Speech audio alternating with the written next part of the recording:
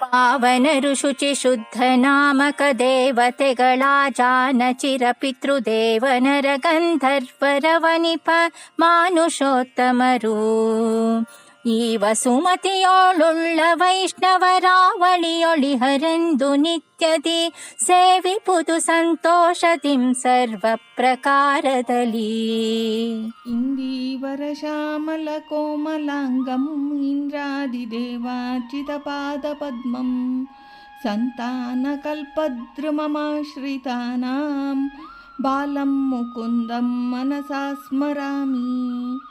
ದಾಸವರ್ಯಂ ದಯಾಯುಕ್ತಂ ದೂರೀಕೃತ ದುರಾಶಿಷಂ ಹರಿಕಥಾಮೃತ ಸಾರ ವಕ್ತಾರಂ ಜಗನ್ನಾಥ ಗುರುಂ ಭಜೆ. ಶ್ರೀ ಹರಿಕಥಾಮೃತ ಸಾರ ಗುಣತಾರತಮ್ಯ ಸಂಧಿ ಪದ್ಯ 28.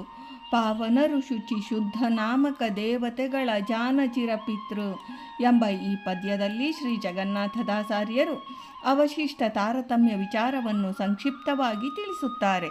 ಪಾವನ, ಶುಚಿ, ಶುದ್ಧ ಎಂಬ ಹೆಸರುಗಳಿಂದ ವಿಖ್ಯಾತರಾದ ಅಜಾನಜ ದೇವತೆಗಳು. ಇವರೇ ಪಾವನ ಎಂದರೆ ಪವಮಾನ ನಾಮಕ ಅಗ್ನಿಪುತ್ರರು, ಶುಂಧ್ಯ ಎಂದರೆ ಶುದ್ಧ ಮತ್ತು ಶುಚಿ ಎಂದರೆ ಪವಿತ್ರ ಸ್ವಭಾವಯುತರು ಎಂಬ ನಾಮಕರಾದ ಅಜಾನಜ ದೇವತೆಗಳು. ಉಳಿದ ಅಗ್ನಿಪುತ್ರರು 16,000 ಶ್ರೀಕೃಷ್ಣನ ಪತ್ನಿತ್ವವನ್ನು ತಮ್ಮ ತಪಸ್ಸಿನಿಂದ ಹೊಂದಿದವರು. ಚಿರಪಿತೃ ದೇವತಾಗಣ ತುಂಬುರರೇ ಪ್ರಧಾನವಾಗಿ ಉಳ್ಳ 100 ಮಂದಿ ದೇವ ಗಂಧರ್ವ ವರ್ಗ. ಅಜಾನಜ ದೇವತೆಗಳ ಪತ್ನಿಯರು ಮತ್ತು ಮಾನುಷ ಗಂಧರ್ವರು ಅಥವಾ ನರಗಂಧರ್ವರು, ಊರ್ವಶಿ ಮೊದಲಾದ ಅಪ್ಸರೆಯರು, ವಸಿಷ್ಠಾದಿಗಳನ್ನು ಬಿಟ್ಟು ಮಿಕ್ಕ ಋಷಿವರ್ಗ ಮತ್ತು ಚಕ್ರವರ್ತಿಗಳು ಅಂದರೆ ಅವನಿಪ ಮಾನುಷೋತ್ತಮರ ವರ್ಗ.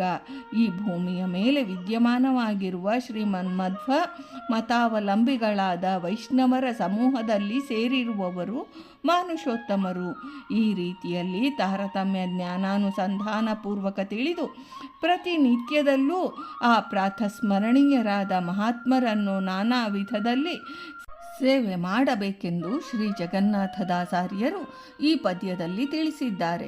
ಭಾರತೀ ರಮಣ ಮುಖ್ಯ ಪ್ರಾಣ ಅಂತರ್ಗತ ವೃಂದಾವನ ವಿಹಾರಿ ಶ್ರೀಕೃಷ್ಣಾರ್ಪಣಮಸ್ತು.